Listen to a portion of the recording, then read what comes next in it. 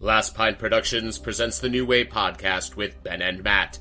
The New Way Podcast contains adult content, including discussion of the following adult film titles: The Evil Head, World War G-Spot, A Good Day to Come Hard, Pacific Rim Job, Now You Pee on Me, Despicable Meat 2, Rowdy with a Chance of Pete's Balls, The Hobitch 2, The Desolation of Ass, Crocodile Dundee's, and Star Trek Into Darkness.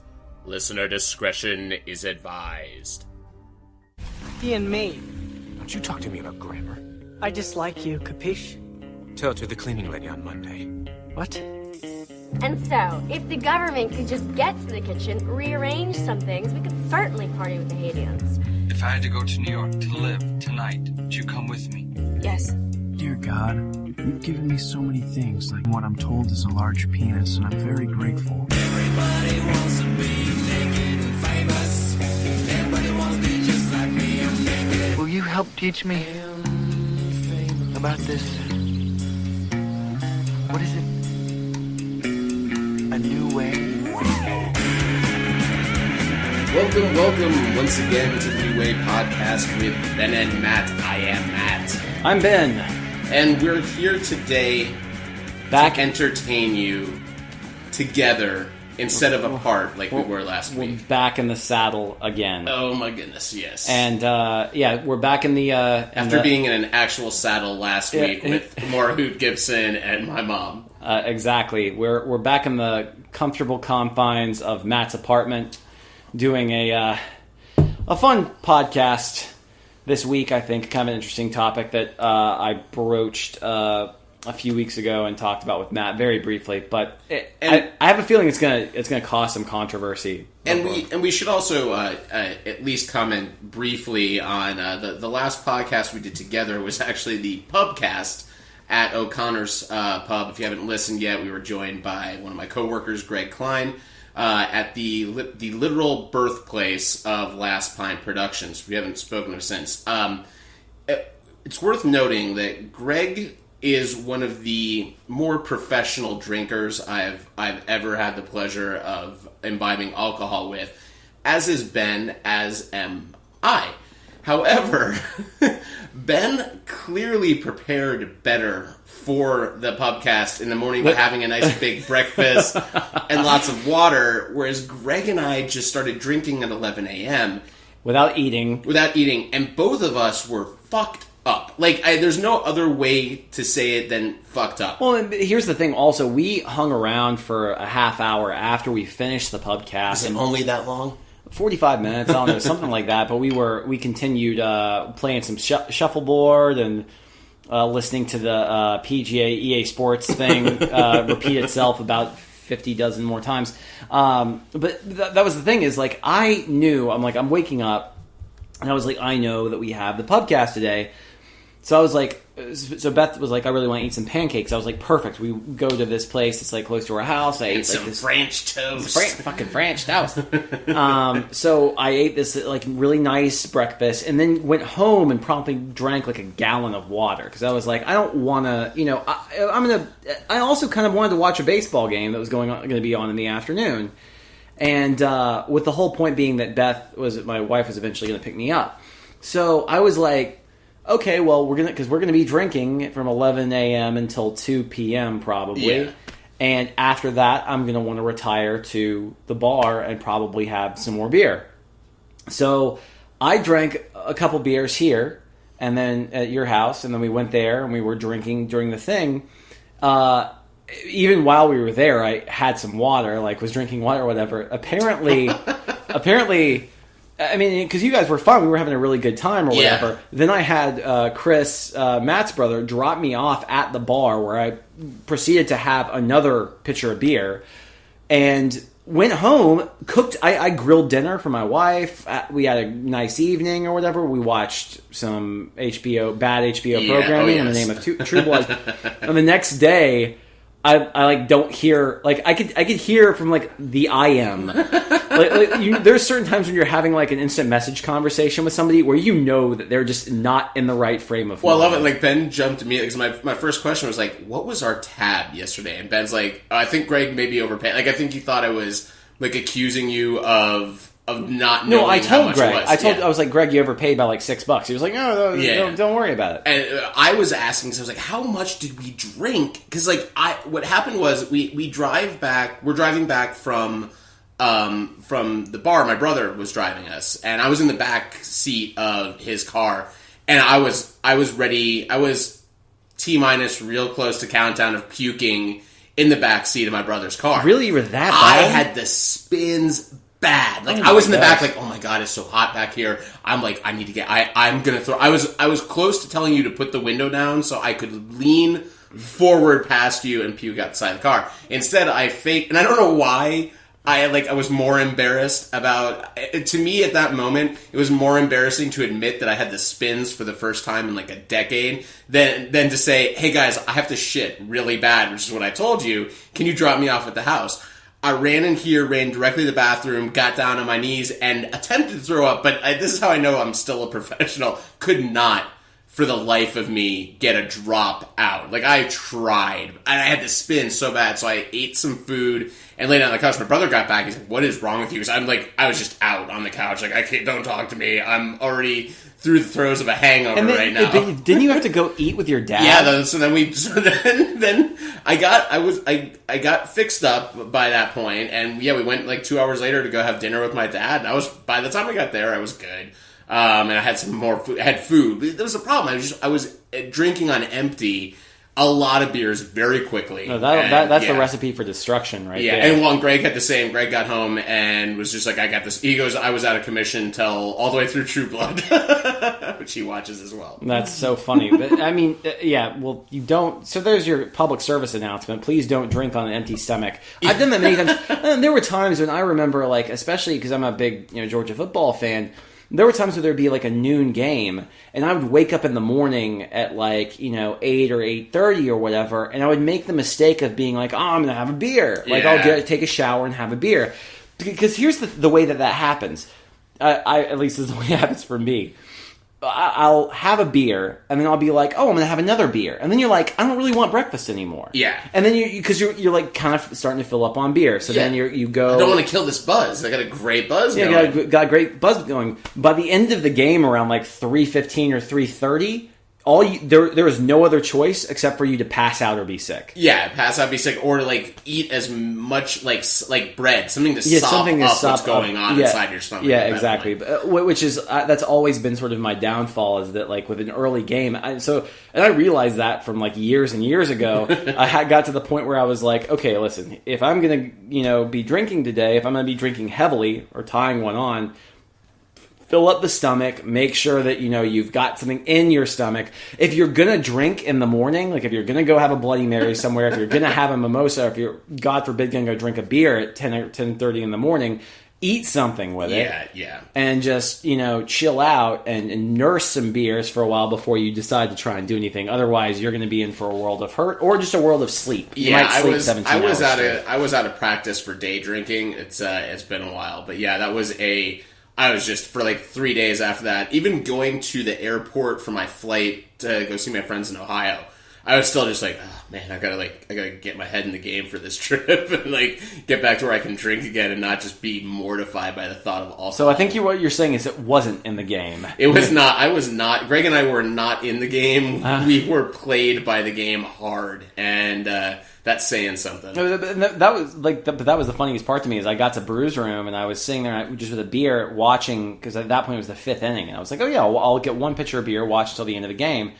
and was sober enough to the point, like almost completely sober towards the end of the game, where I finished the pitcher and was like, should I get another pitcher? It's like the 8th inning. I'm like, I was thinking, that's a bad decision, because even then, no matter how much you've eaten and how much you've prepared and hydrated yourself and drinking, There's that point though where you're going to eclipse that, and then all it takes is one beer, and the next thing you know, your wife is making fun of you. Yeah, no amount of preparation can do that. But I was careful. I treaded carefully on that. But that is kind of funny that it affected you that much. It was, yeah, and I want to also, in addition to discussing that, I just want to give a shout out to my friends Mia and Rex, who hosted me for 5 days in Ohio, where we ate and drank the better part of the state. And Mia's like one of our 4 listeners that still catches the podcast each week, so I just want to give a shout out to them, and also to 2 amazing things that I experienced there as far as consumables. One is at the Market Garden Brewery. Their beer, Citramax IPA, is one of the greatest beers I've ever tasted, and I want more of it in me right now. And the other is, have you heard of Melt? It's, I guess, like they've started sort of a chain now up in Ohio, but they're like ridiculous grilled cheese. The theory is grilled cheese sandwiches, but they're like insane. Yeah, it's like I actually have heard of it. It's the grilled cheese sandwich place up. Yeah, and I made the one that I put together. I bastardized one of them, but it was like a chorizo hash that was like the base of it, and then I put Swiss avocado, some sour cream. Oh, it sounds pretty sexy. It was so even the waitress was like, "That is a good looking sandwich." Yeah, I would be hungry if I hadn't just eaten a bunch of Cuban food. Yes. It sounds like somebody upstairs is angry. No, it's actually every time I put my beer down up there. No. You're hearing that as well. Oh yeah, no, there's a fucking 40-pound beast dog that lives up there that runs back. Imagine Sully, but 20 pounds heavier. We saw him at the again. We saw him at the dog park. This time Beth was there. It's Rocco. Rocco, his name. Yes. He is apparently French bulldogs. When they breed them in Russia, they breed them twice as big. In Russia, because he's 41 pounds and he's got the head the size of like my head. He looks like in the movie The Mask when the dog puts the mask on. Like that's it's exactly like a what he looks like. Actually, that's really good. Yeah, it's but he runs around up there like a spastic little dog does. Except he's not a little dog, and I'm in an apartment, so it sounds like bowling balls are being juggled on the floor. That doesn't make sense. It sounds like bowling. It sounds loud, like a loud dog running around upstairs. Fine. It's the best metaphor I can come up with. It's not a metaphor. I'm going to mention somebody who's in The Mask later. So that'll be fun. Anyways, to segue. Dun, dun, dun. Dun, dun, dun, dun, dun. One of the things I wanted to talk about this week, or the theme I wanted to talk about, and it actually kind of came about very organically, but not from anything I was looking at online. We were actually discussing somebody else, and I forgot specifically who it was, a few weeks ago on the podcast, and we were like, what else has that person done? And, and we were sitting there thinking, oh, I know that they've done something since then. And we were, like, going on IMDb and being like, oh, yeah, they've done this. None of that, all that kind of sucks. Yeah.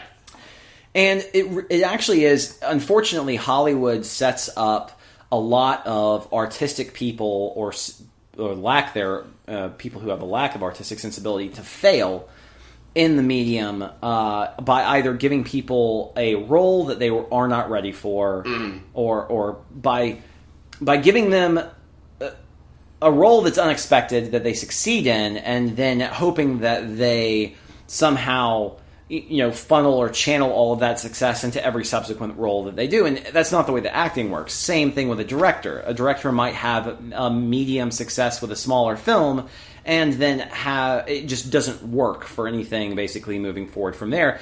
They move to bigger studio films and then have nervous breakdowns or whatever. So there's this kind of mentality that I think, or not mentality, but there's a very common thread of this one-hit wonder sort of occurrence that happens in Hollywood, whether it be a writer or an actor or actress or a director.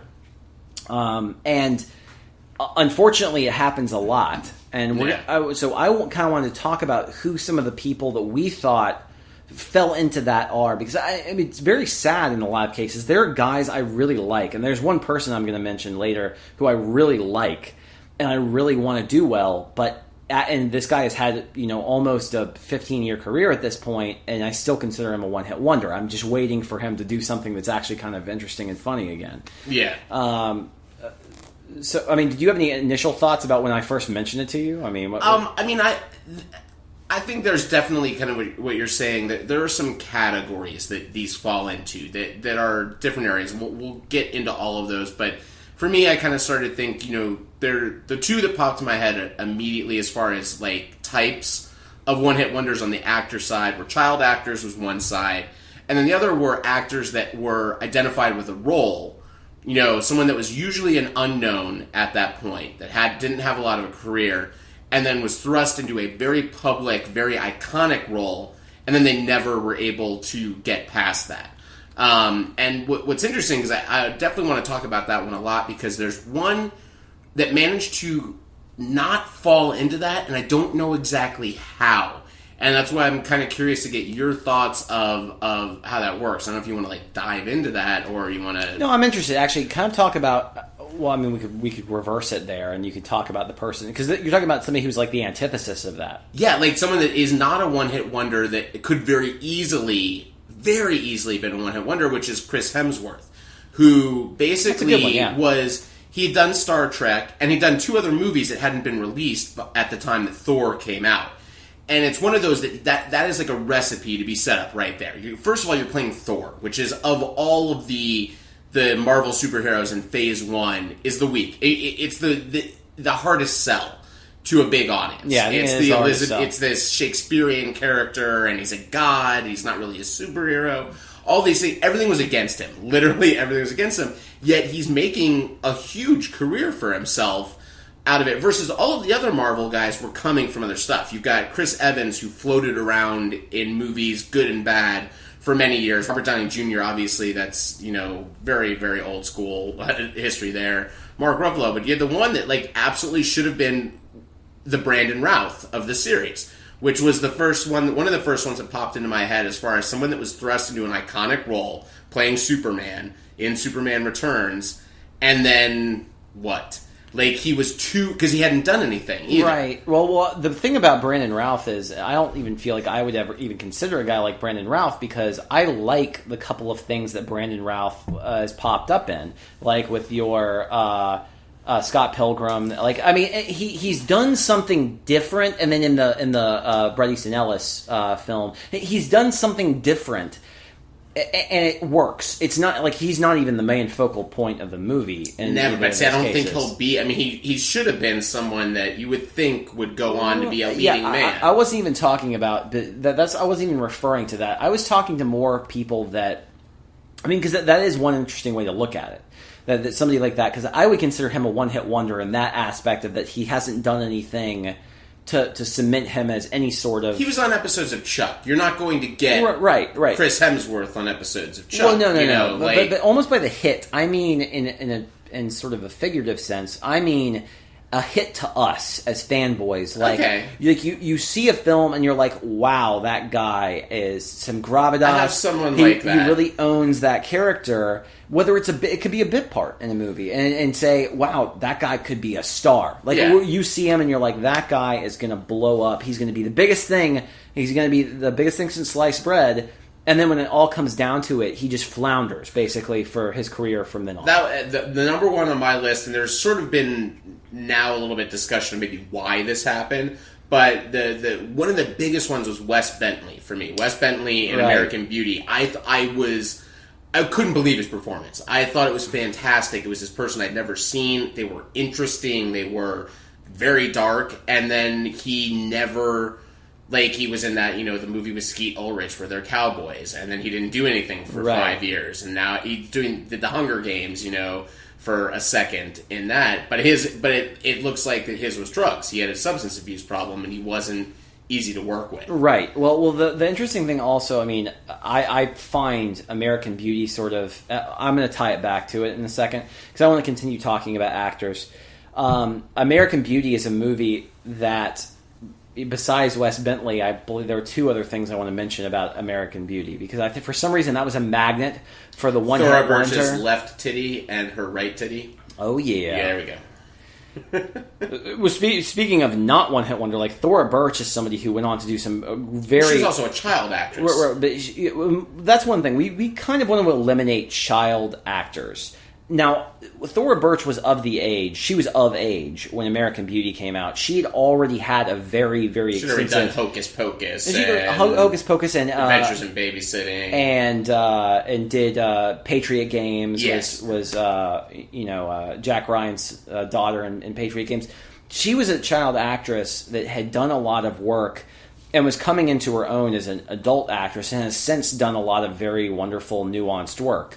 But for the most part, a lot of people would consider a lot of those one-hit wonders, whether it's they did a great job or you expected them to be a huge star and they just kind of dissipated, or whether it was a great performance and you expected them to have a very solid career and they just didn't ever find that voice again, or they didn't find a role that fit them as well.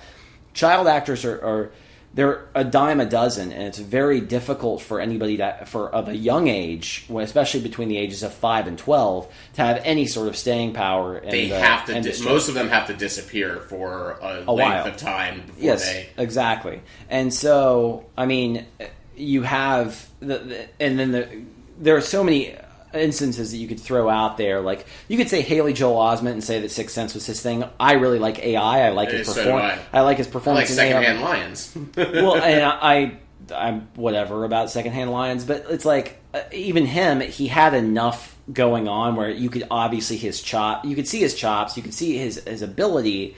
And so I wouldn't even almost consider him a one-hit wonder even as a child actor. But there are lots of children that are going to be in a movie or two where they sort of encapsulate this feeling or this role, and then they're just not going to do anything down the road. Lots of them. So many that I think we should just kind of... Edward Furlong. We could extricate those, eliminate those, and... Well, see, like, some of those guys are even getting into their teens, and I don't even want to go there. But I'm talking about actors who are of age where they could play an adult. Yeah, well, I mean, one of those that... Or near an adult. The one that's on the... I think this will be like the one that bridges the child to adult gap. It's one you and I have talked about before, and he has... Again, he's done other things, so we maybe have different definitions. I'm kind of talking someone that was front and center, and then has now gone on to... They're doing a lot of TV roles. They're doing some interesting things in small movies. But somebody like Patrick Fugit from Almost Famous is another one that I consider it's those ones that are like that show up as like up and coming. Like, oh, look at this new person, this new actor that essentially has to carry a movie. Sure. And then they never really hit that level again. Yeah, and our definitions certainly are different, because I consider Patrick Fugit somebody who still occasionally does something interesting with his small roles, and so I'm kind of always like, I definitely think he falls more into my definition. He's not like talked about though. It's not like the ones that are on there. This is very sad. I had one female on my list. Was the only one I could think of that fit into mine, which was Alicia Silverstone with Clueless. That's a really good one. As being where she was the it girl, and everyone was like, "Oh my god, this is this thing," and she never. To bring it back to American Beauty, one of the ones I had was Mina Suvari. Yeah. I feel like Mina Suvari had a lot to do in American Beauty and was considered sort of this new ingenue. Yeah. And with her very interesting looks and very interesting, and I still believe very, a lot of ability. She had it there. And then just spent 5 years coasting through roles and just never meeting that potential again, and really hasn't since. She's had a couple of... There was some movie recently, I don't know if it was like a Todd Solondz movie, or there was like an arty movie. And what's really funny is I had someone else from American Pie in that, which was Jason Biggs. Well, that's so funny, because I didn't have Jason Biggs. I had Chris Klein. Chris Klein, I know we disagree wholeheartedly on this. I think is a one-note nothing. The funny thing is Chris Klein wasn't about. I wasn't naming his one-hit wonder as American Pie. I was naming his one-hit wonder as Election. I'll agree with that, but that's before you saw American Pie and you realize he's not really playing a role. Well, the thing is he's way different in Election than he is in American Pie. And then you see that movie, the one where it's not a stretch. I don't watch both of those and go, I can't believe that's the same actor. But if you remember, Election came out in May of that summer, and American Pie came out in July, I believe it was, of '99. And I saw Election first, and I was like, this kid's going to be something. Like, he's Yeah. so perfect. Note perfect is like that, quarterback who's just kind of dumb. Like I was like, wow. Doing his best Keanu Reeves impersonation. Yeah, no, he most really of the was. time. And then in American Pie, he actually is a different character. He's not as dumb. He's not he's played to be the jock. But Yeah. he is very, in that movie, more than almost any of the other characters, kind of the quieter and a little bit more introspective one. Yeah. And which I think is kind of an interesting thing of where they ended up in the last American Pie movie, whether you liked it or not, was the funny that he's now like that goading sportscaster, in your face kind of asshole, and everybody makes fun of him for it. Which is an interesting journey. For me, that movie was always Jason Biggs. I was really impressed the first time I saw that movie with Jason Biggs. I thought his timing was dead on. He played awkward. At that point, like, the gold standard for awkward in comedy was, like, Ben Stiller and There's Something About Mary of that stuff. And he was the first person I'd seen that really was kind of around that same time. And I'm like, this is, like, a really good young actor that has great timing. Everyone was calling him, when they cast him in the Broadway show, adaptation of The Graduate, everyone's like, they were calling him the next Dustin Hoffman. Everyone was comparing him to the next Dustin Hoffman. And he did the same thing Manchester Rye did. He went through a bunch of shitty kind of rom-com type. I mean, he did an Amy Heckerling movie, Loser, but it was not a good Amy Heckerling movie. He did Woody Allen, he did anything else, which is pretty good. He didn't. But he didn't take it. Hollywood never allowed him to make that transition. Because that's why I liked what you were talking about originally, which is that's sometimes what Hollywood will do, is that they just want Jason Biggs to play his American Pie character. Whereas when you watch him in other things, he's got range. He could play other things. He could have been a great Woody Allen lead, but I mean, he could have parlayed that into more. And absolutely. I think Biggs is a great one to do. But like, I think it was funny about the Chris Klein thing is that, I mean, you just watch how bad he is in so many things. And then the funny thing is that occasionally he'll pop up and he'll do something that's just hysterical. I mean, because I think the guy at least has some sort of self-deprecating sense of humor. Yeah, he just doesn't have... I really just don't find him interesting. Yeah, it just doesn't work for me. Well, that's funny that you... Anyways, to take it back a few years, because there's lots of older... I do have one adult person to hit this, like very adult, like that was pretty, not like old, but older when they hit it big, and they hit it with one role, and they were never able to do anything else outside that role. I don't know if you'll agree with this one or not, but I still consider the first one in this series of movies to be a fantastically well done fish out of water story, which is Paul Hogan, who was Crocodile Dundee.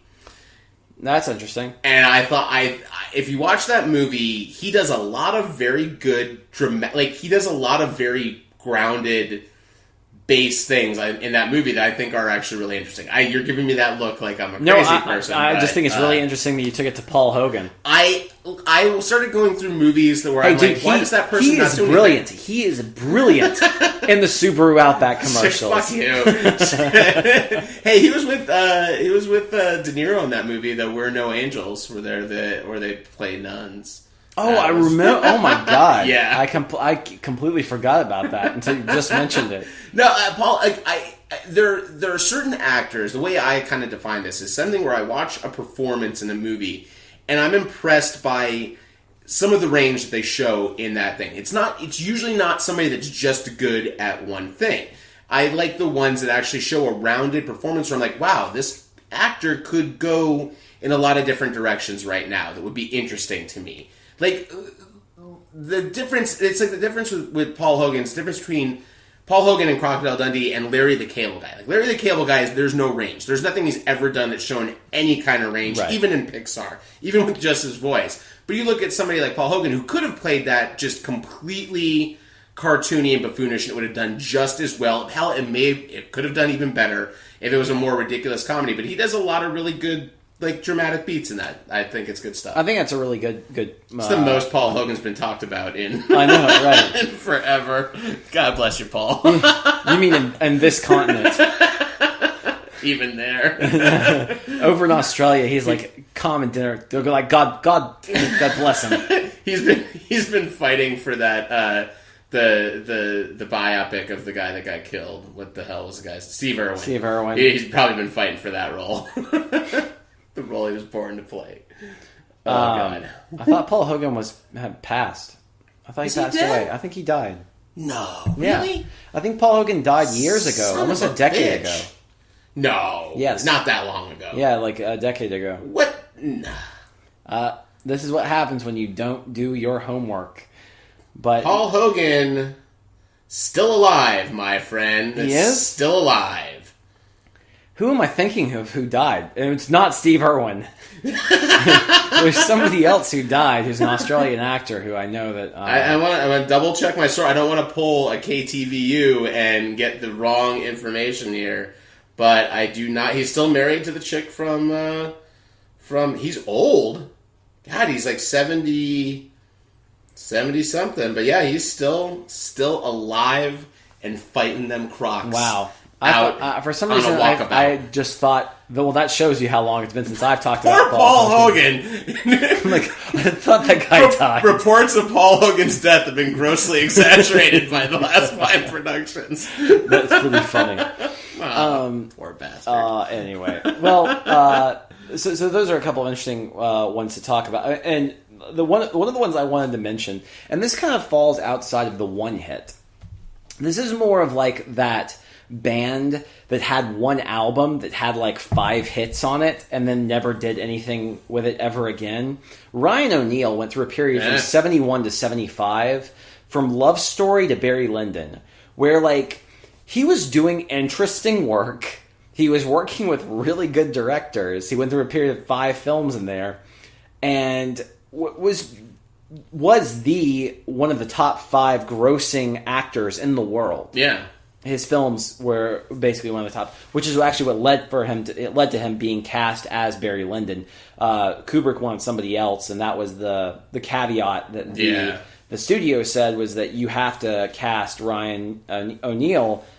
Not that you have to cast Ryan O'Neal. They said you have to cast one of the top 5 grossing actors. Yeah. They wanted somebody like Robert Redford. He said Robert Redford was too old and didn't want him. Anyways, what they ended up settling on was Ryan O'Neal.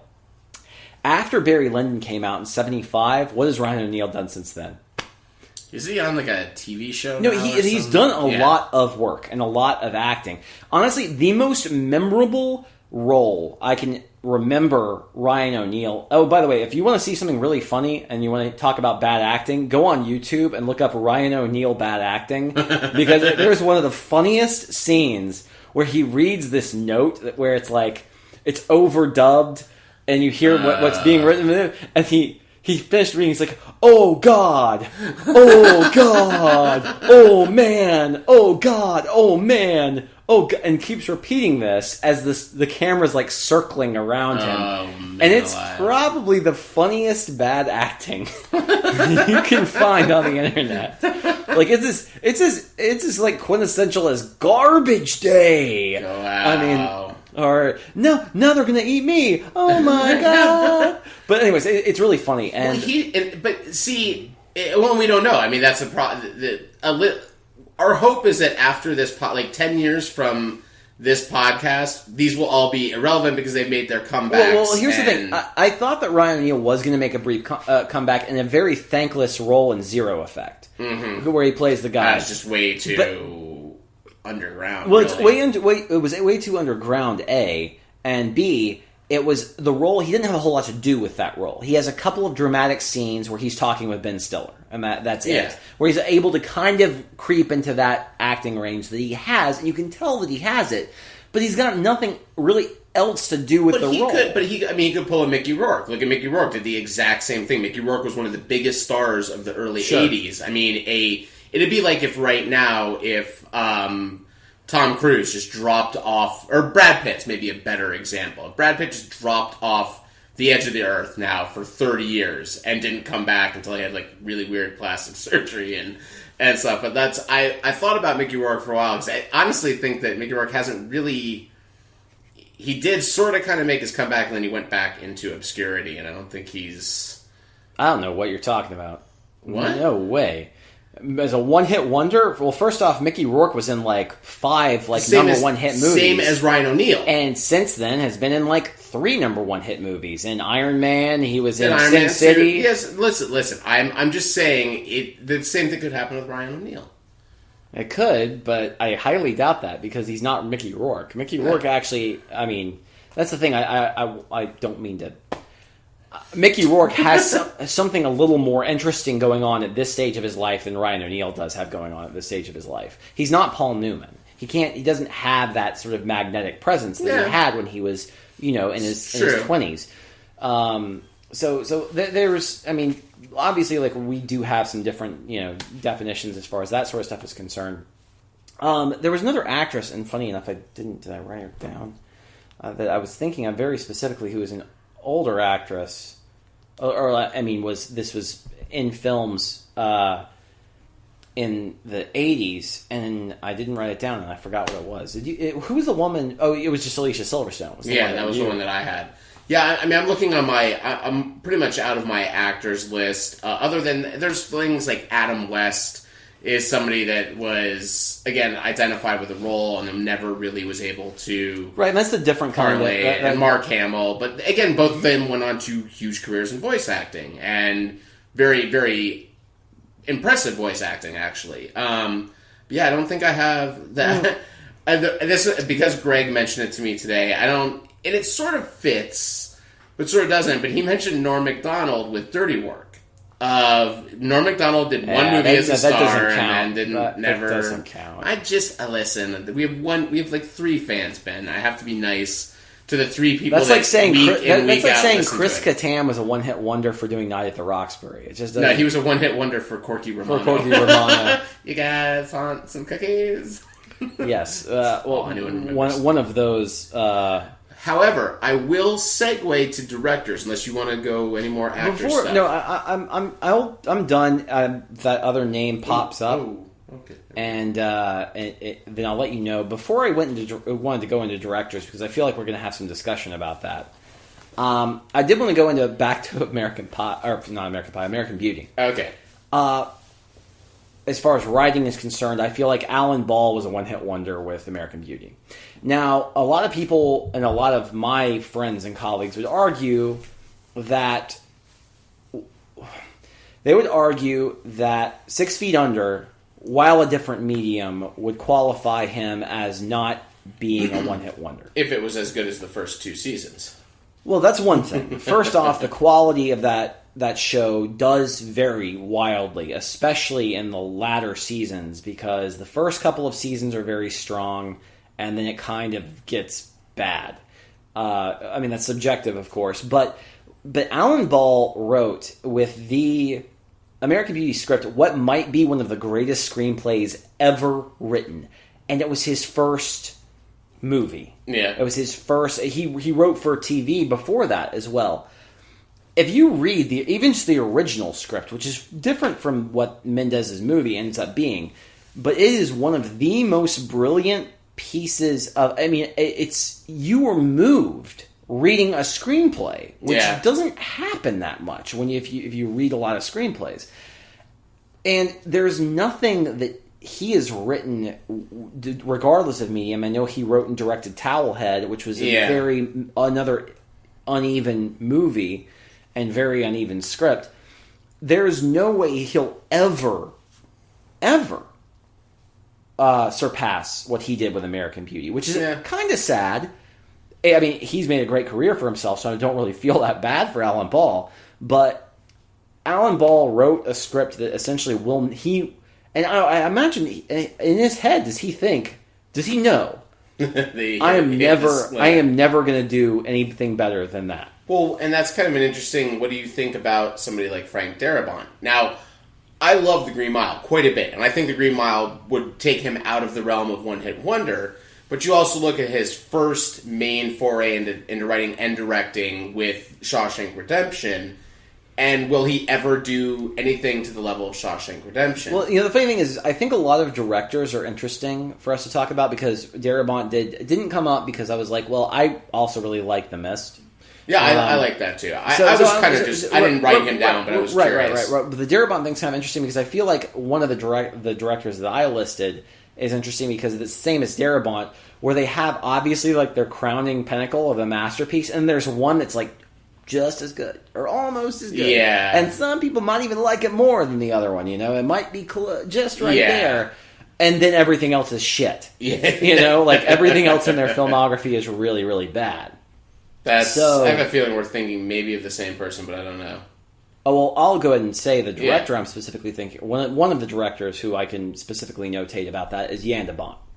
So I put Jan de Bont on my list. That's not who I was thinking, but you're right on board. Well, Jan de Bont did Speed, which is a modern action classic. Yes. He also did Twister, which is a very competent movie. But on a lower, definitely below but definitely the level of below Speed. that. But it's a watchable movie. Yes. And it's something you can watch.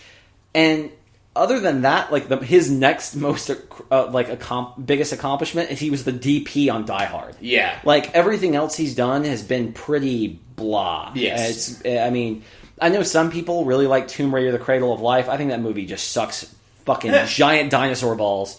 What's funny is I have the director of the other Tomb Raider movie on my list, which is Simon West, who did Con Air, which is one of my favorite guilty pleasures of all time, but everything, and he's done a lot of other things that have made money. Like he did the first Tomb Raider movie, right? He did. Well, I know he had a nervous breakdown on the set of the Time Machine. Yes, and like that.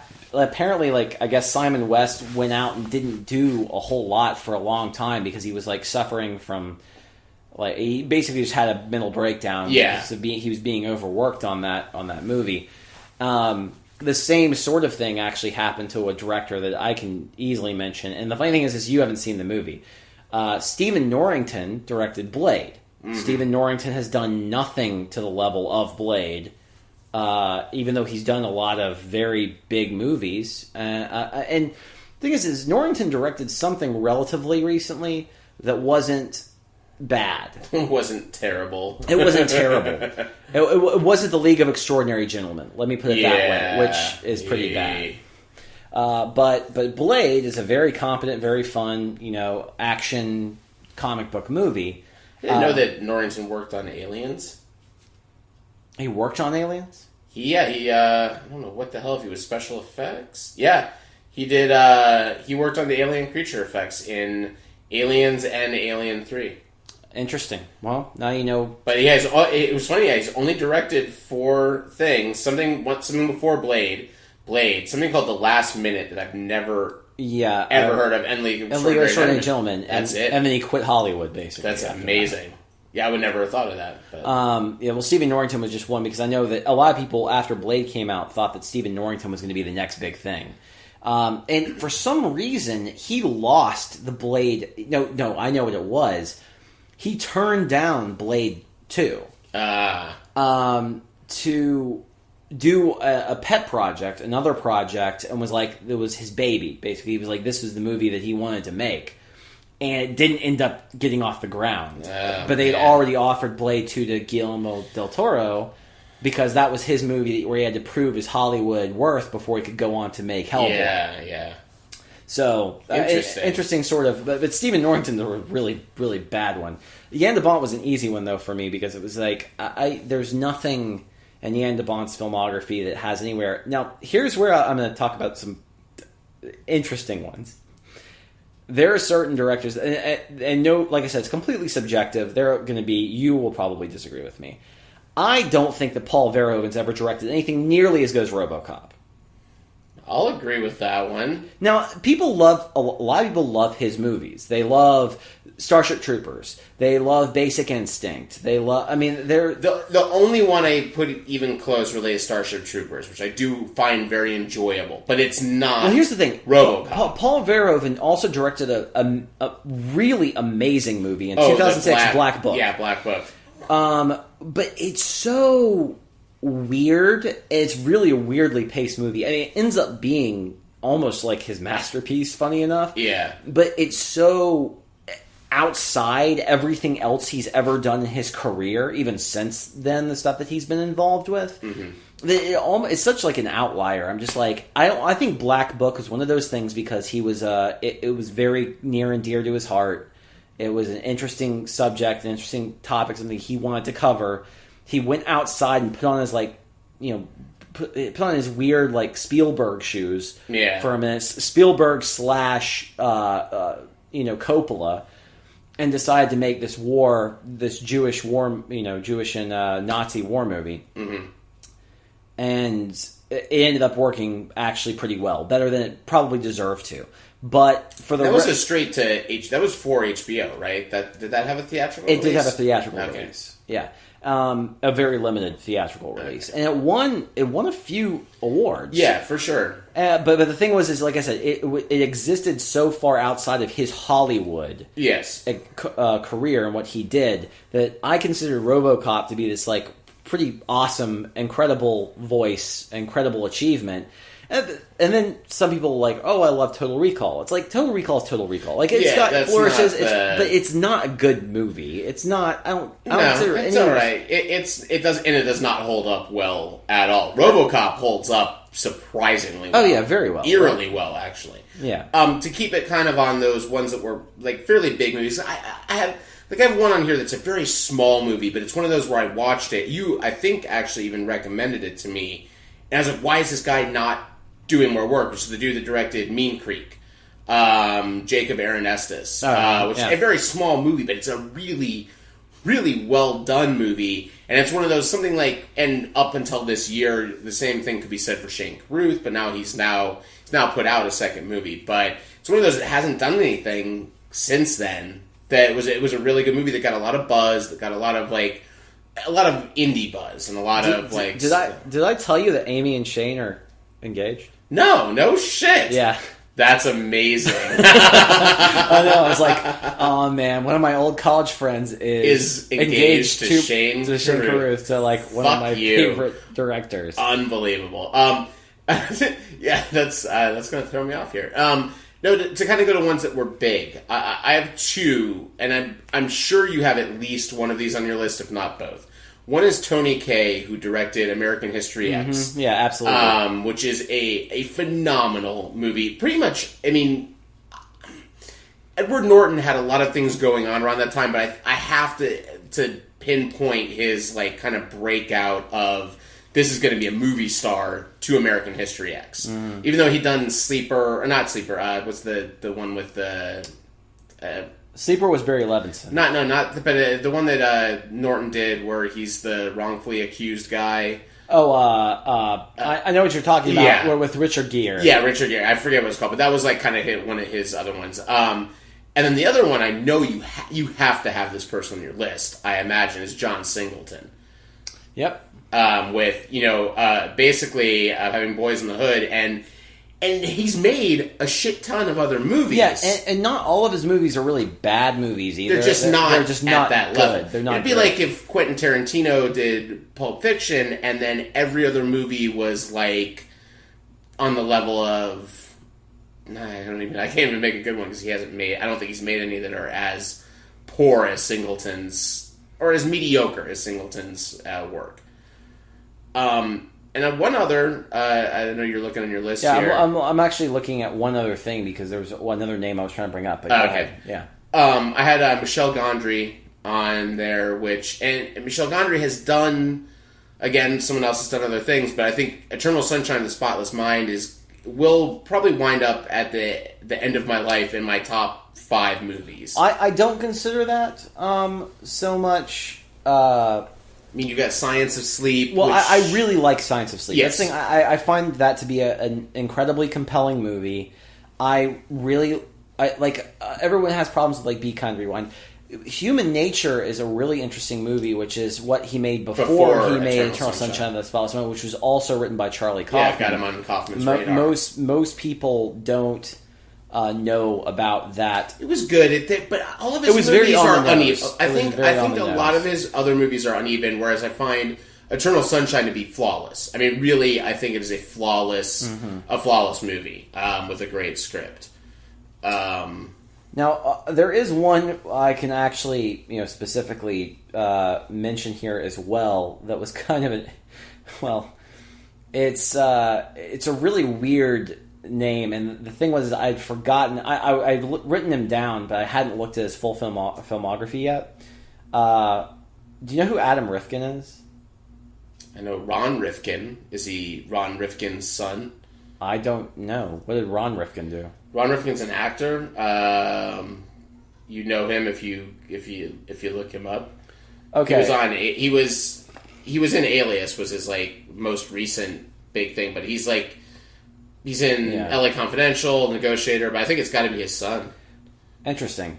Well, do you remember that Charlie Sheen movie, The Chase, in like '94? I love The Chase. Oh, see, I don't love The Chase. I think The Chase is ridiculous. But I love The Chase. He directed The Chase. Okay. Adam Rifkin directed The Chase, but his crowning achievement for me is a hysterical one. It's Detroit Rock City.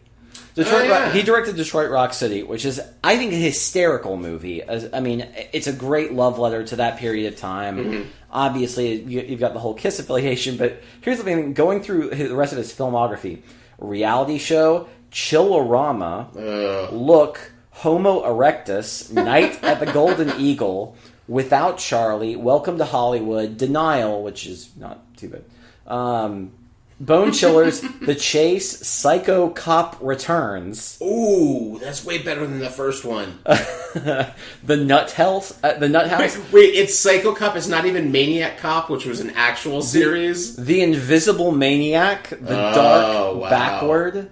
Okay, how many of these could also double as porn movies? Dude, The Dark Backward. That was going to be my favorite thing. You read all of my ones. I gave her the old Dark Backward. Coming up with names of or pornifying like recent film releases, like Pacific Rim Job, Turbone. Turbone. I just came up with that one right now. The Lone Banger, The Bone Ranger, Despicable Meat 2, Despicable Meat 2. The way back that ass up. I like that. What was you had one that was really the now you pee on me. Now you pee on me, now you don't. That one was epic. There's all sorts of great. This is a game that can go on forever. Despicable Meat. I really like that. Yeah. I want to make that movie. Jack the Vagina Slayer. Yeah. That's pushing. I don't know. Vagina Slayer. Fine. Yeah, I got it. I kind of liked Vagiant because I think Vagiant is kind of funny because it insinuated that a giant vagina. Vagiant. It should just be the shortened title of the movie is Vagiant. Vagiant. Anyways, yes, all of those could have been porn titles, but Adam Rifkin is one of those guys. He's Adam Rifkin has written a lot more. He was much higher paid, I feel, and much better known as a screenwriter. He wrote like Small Soldiers, and he did a bunch of studio films in the 90s and in the last decade or so. But the only things that he's ever directed were things that I guess were considered probably didn't cost much money to make. Detroit Rock City had like an $8 million budget. Yeah, but the things that apparently like everything else outside of what he did with Detroit Rock City is kind of weird and low budget and bad. But Detroit Rock City is a very passable comedy film, and the funny thing is nothing else in his filmography is a comedy. I mean, there's nothing else in there that's like a legitimate comedy, like straight up. Well, I've got, before we get to, I think there's like two on here that are sort of no-brainers probably that I imagine. One, I don't even want to count it, but I have to because it's probably the most well-known literal one-hit wonder that was directed by two people, which is the Blair Witch Project guys, and I don't consider the first Blair Witch to be anything more than an amazing marketing job. I don't feel that it's a well-directed piece of film. It's a perfect storm. Effective. It's a perfect storm, yeah. And the other one for a kind of no-brainers is Richard Kelly, director of Donnie Darko, who has made the worst thing about Richard Kelly is every movie he makes after it, the more I'm like, that movie was an accident. Like that he right. I don't think he actually is talented enough to direct that movie again in any way, shape, or form. By the way, I remember one of the actresses that I wanted to mention was Cameron Diaz. That's why I wanted to talk about The Mask at the very beginning. Now, I think Cameron Diaz was fantastic in Being John Malkovich. Yes. She has not done anything where I like her other than that. Anything. I like There's Something About Mary, but which was not. But like I said, that's a completely different type of role. She has nothing to do in that movie except for basically act kind of cute and look pretty. Yeah, I like her. I find her very watchable. She's a better written character. Yeah, as far as she performances, though, she's I think she might still have something in her. I think she can. Get I didn't back say there. that. I'm not insinuating that she's any of these washed people up. are completely washed up and completely untalented. I just think that she has never done anything where I've been like. Some people are like, "Oh, she's great in Vanilla Sky." I think she's unwatchable. The movie is unwatchable. There's no one. The only person that comes out smelling okay in that movie is Kurt Russell. Right? Yeah. Now I have two actors that have directed that I put on my list. One, and both of them are ones that have to like contractually be mentioned on The New Way at least every 2 episodes, which is Kevin Costner with Dances with Wolves. Sure. That I don't feel The Postman was exactly the follow-up that he was going for, and Tom Hanks with That Thing You Do, which I think is actually a very well done. It's not an amazing movie. From a directing standpoint, I agree with you on Hanks. Don't necessarily agree with you on Costner because I think that Open Range is a different type of movie. It's a completely different type of movie, but Open Range, I think, achieves its goals as well as Dances with Wolves does. Okay, I'll give you. I think the bar is a lot lower on Open Range because they're going for this very But I completely agree with you on Hanks. And I have a very who's barely an actor, but this isn't. If you haven't seen this movie of all the ones we've talked about today, I highly recommend you go out and I think you can get it on Netflix now. I'm not sure. It's an indie movie directed by Adam Carolla called The Hammer. And have you ever seen The Hammer? No, I haven't. It is a phenomenally well done sort of underdog movie type. It's fairly autobiographical. It's about a guy that's a construction worker that goes into boxing late in the game and almost kind of becomes like a beat up dummy for it. It is. I don't know if you remember the buzz around it as far as the indie stuff. Everyone on the internet. And that we're looking at artistic films and things like that. We're like, you have to go watch this. It's like the little movie that could.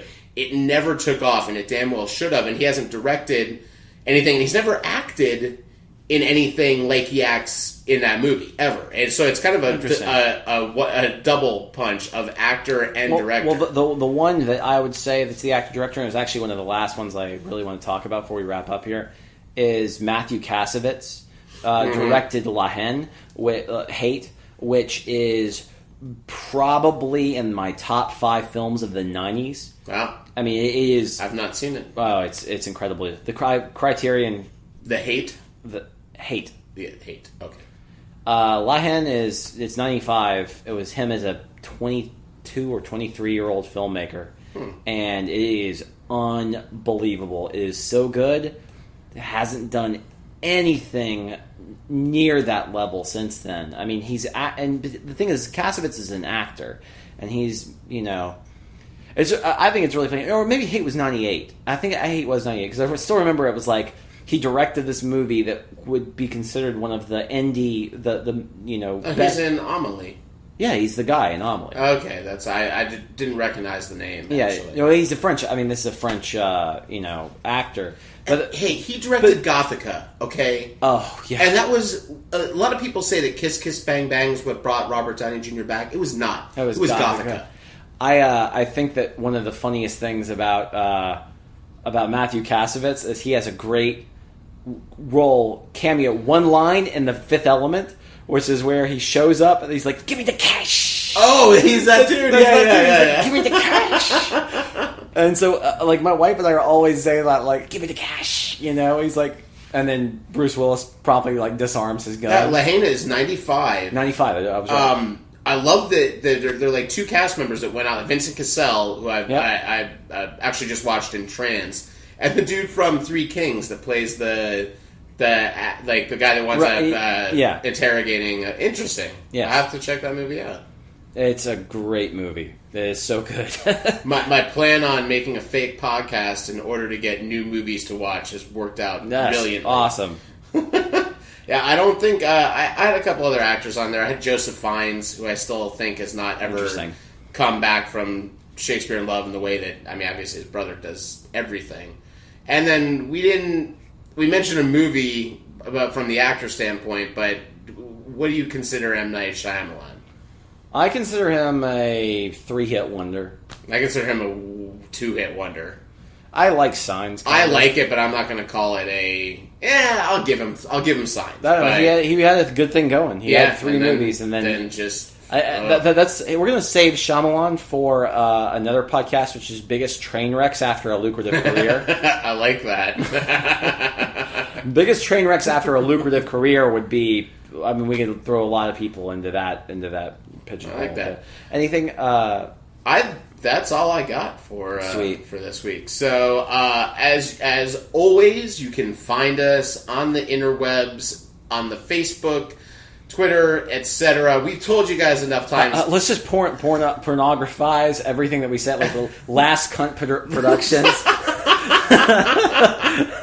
That's it. How'd you guys come up with that name? Well, Ben was getting married, so that's what we. Oh, that was bad.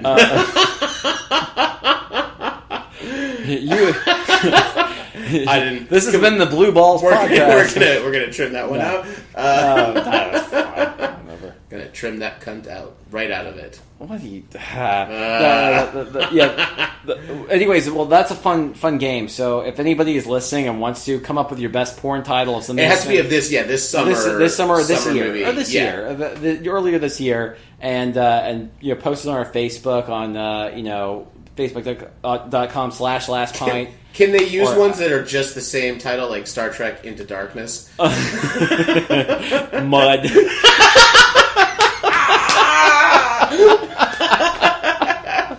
On that note, we're going to leave you. Thank you so much for listening to the New Wave Podcast with Ben and Matt. I am Matt. I'm Ben. And we'll talk to you next week. Cheers. Cheers.